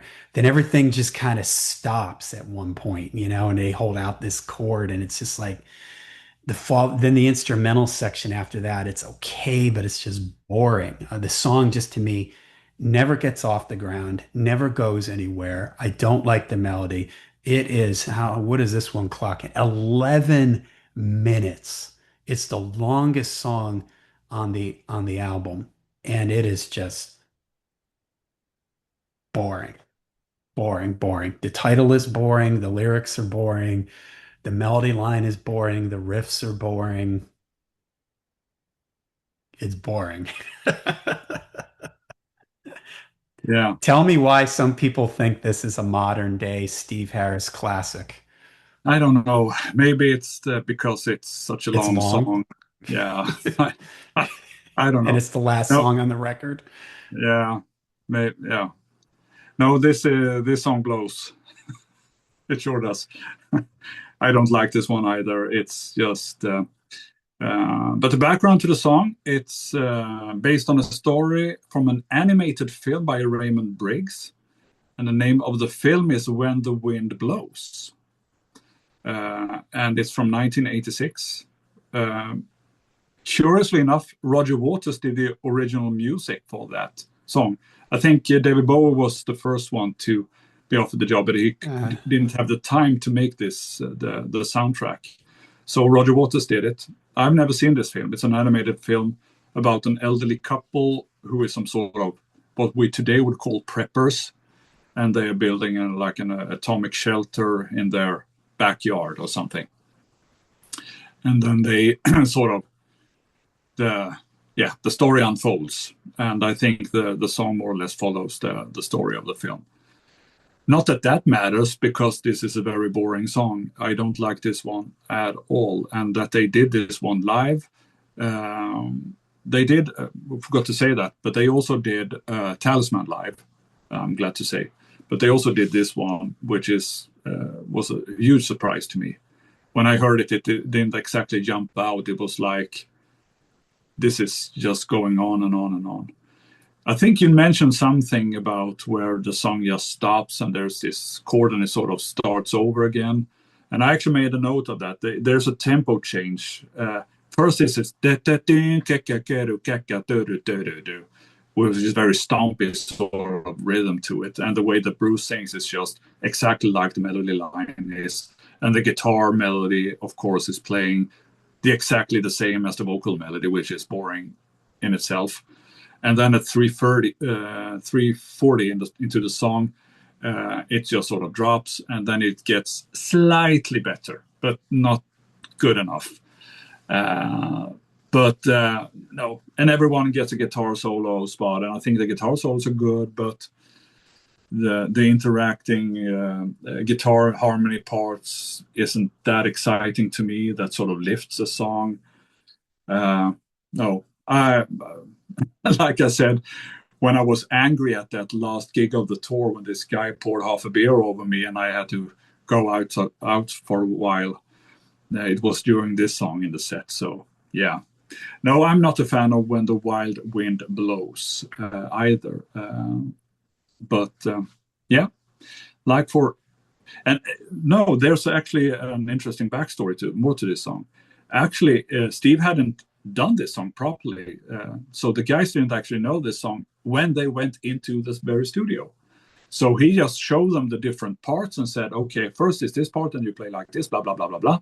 And then we do like this and then you play this. So the guys, including Kevin Shirley, didn't know where the song was going until they heard the final edit of this very song. And they realized it went nowhere. But then again, why did I pick it up for a live appearance? They could have done another song. Well, They could have. this goes back to I can't help but think that Steve pushes for it and the other guys are just like, I mean, do you think they all sat down and were like, yeah, when the wild wind blows, that has to be in the set? I don't know, maybe. But to me, it was probably Steve. I want that in the set, and he puts it in the set. Whereas just like Flight of Icarus, why isn't that in the set? Because Steve doesn't want it. I mean, they eventually brought it back, but for Yeah. many years it wasn't in the set because Steve didn't want it in the set. And when I just get this impression that it's like when Steve's mind is set, I don't want that song in the set. It's not going in the set. I want this song in the set. It's going in the set. Mm. And he just can't be budged. And at this stage in their lives, they're probably just like, okay, whatever. We'll just, it is what it is, and they go with it. But then again, there's people again. I remember reading on a forum, people gushing over this song like it's the Yeah. modern Steve Harris classic of the 2000s or something. And I just totally don't get it. There is nothing here, and that melody is so da da dee da da dee da da da dee. It's so Mm. somebody playing with one finger on a piano or da, da, dee, da, da, dee, or something. I mean, it is so Mm. rudimentary, and I don't know. It's just Yeah. I don't get it. I don't get it. Well, before we round this episode off, because we reached the final song on the album, and which I already mentioned the singles, but there were a few other releases around this time that I think we should just mention at least, because it's interesting.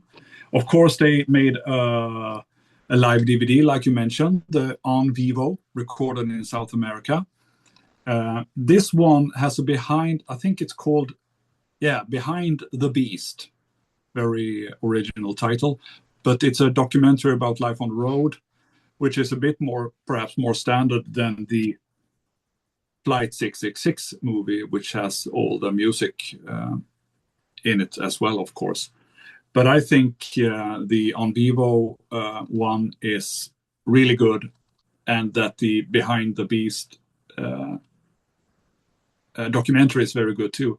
It was this guy who was following them around, and he was doing like the live screens on the shows. His name was Matthew Amos, and they seem to have a good working relationship. Unfortunately, he passed away, so he's no longer around. But this one is good. Of course, they did the mandatory live album.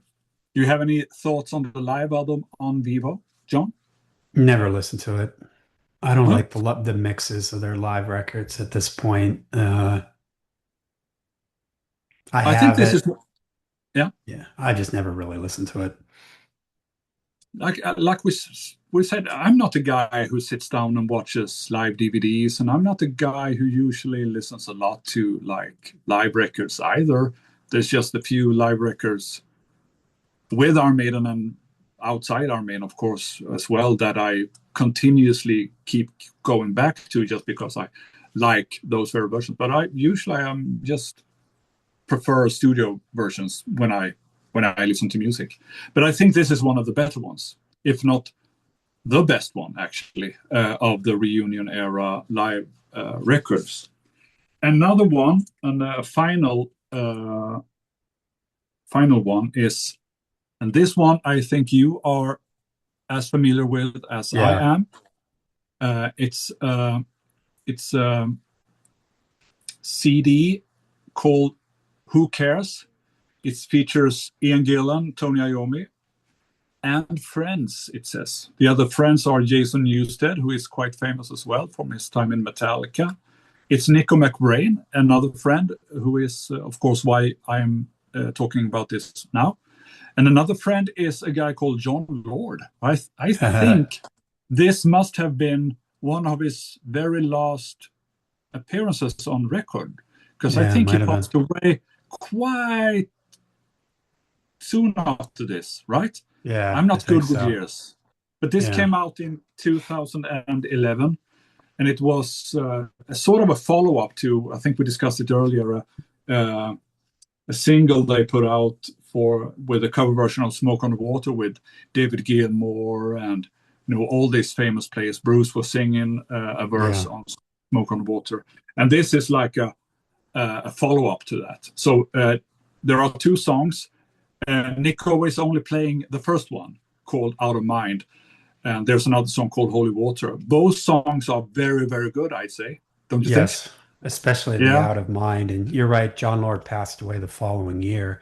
But yeah, yeah, that first song on there is so cool with Tony and Nico. And there's a pretty cool, if you go on YouTube, you can see a little 10-minute making of the song because they had a video for that yeah. first song.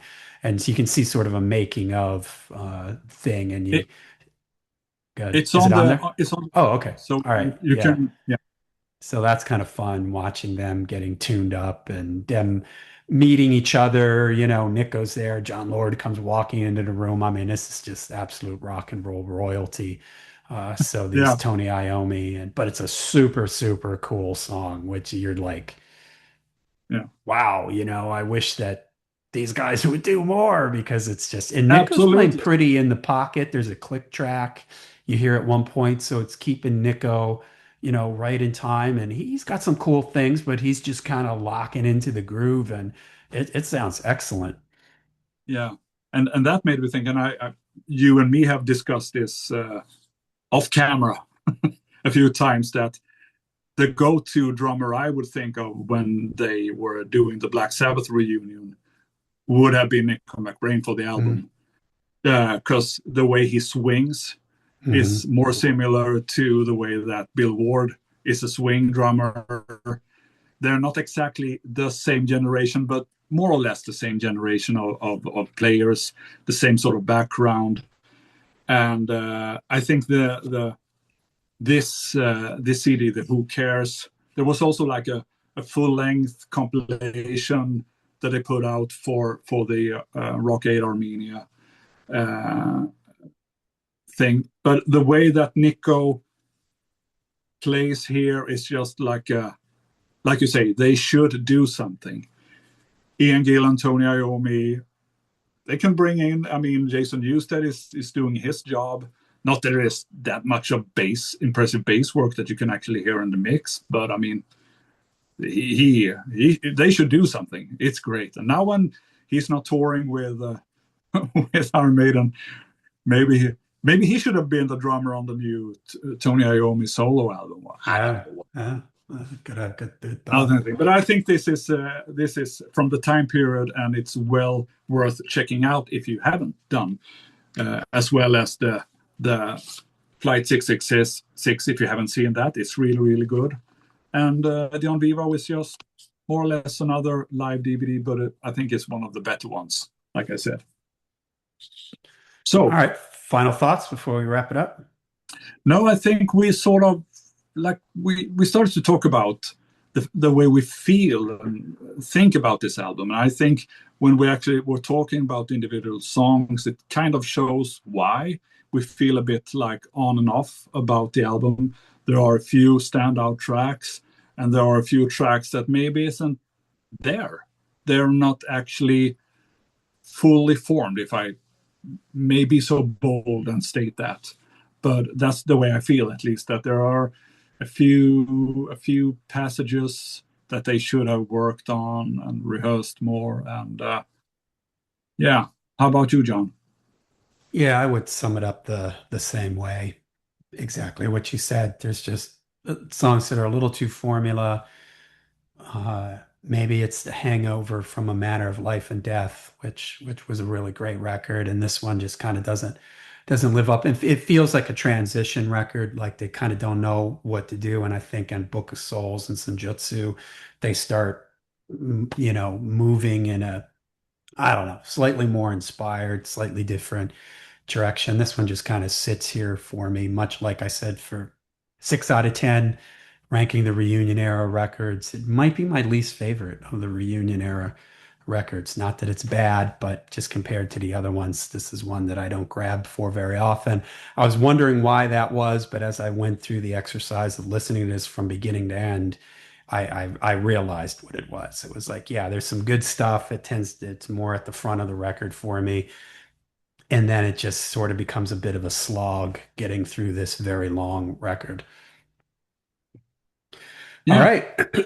Well, there you go. There's our thoughts on The Final Frontier. As I mentioned at the beginning episode, if you haven't, make sure you go over to the Lair of the Alchemist YouTube channel to see the video version of this.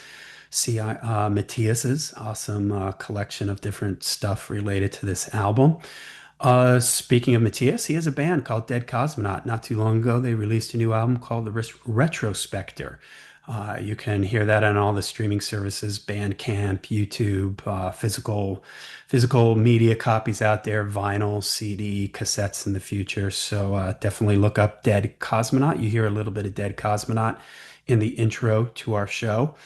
Let's see what else. I have a Black Sabbath podcast that I do with my buddy Darren called Into the Void, a Black Sabbath podcast. Make sure you check that out. And I guess till we see you again, we will see you somewhere out there in time.